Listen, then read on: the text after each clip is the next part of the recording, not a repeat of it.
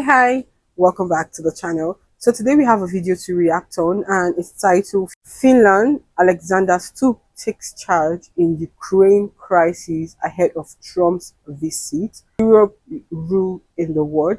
So I've reacted to a couple of Alexander Stubb's video. I don't know if I got that pronunciation right though. I have a couple on my channel. So I really love to know his own contribution in terms of this. So if you want to go on this journey with me, don't forget to like, comment and share, and the official link to this video will be on my description box, right? So let's go check this out, and I'll see you guys when we're done watching this. Let's check this out.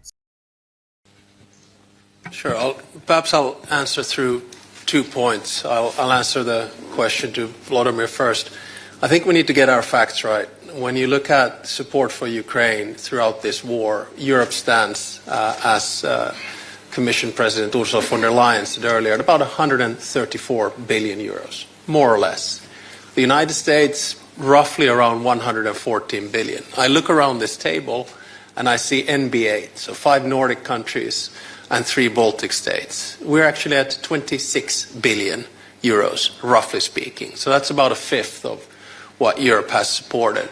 So yes, to a certain extent in the future, we're going to have to take more responsibility. But to get bogged down in who has given more, I think, is the wrong tack.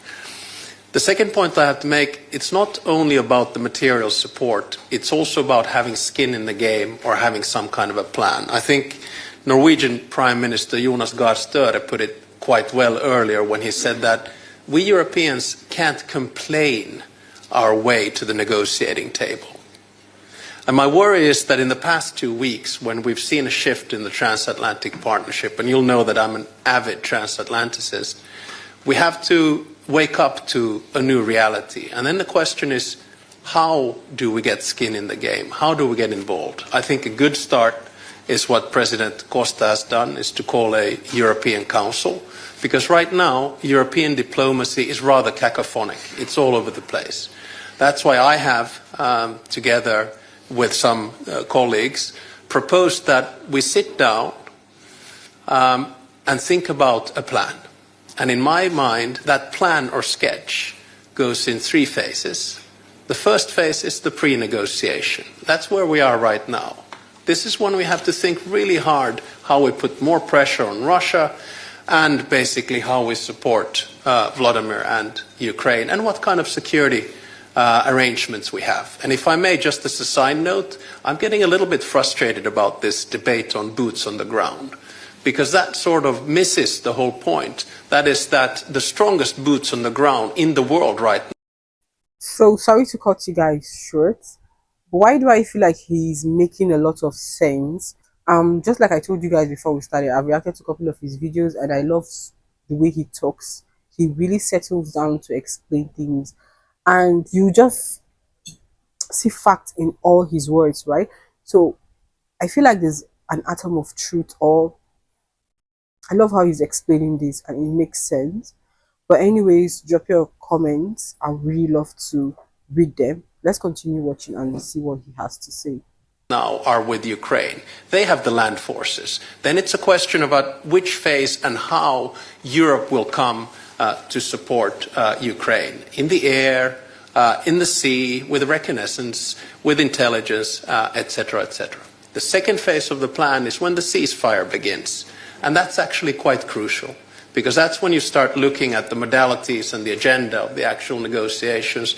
And that's when you start looking at confidence building measures. And then the third phase is the peace process.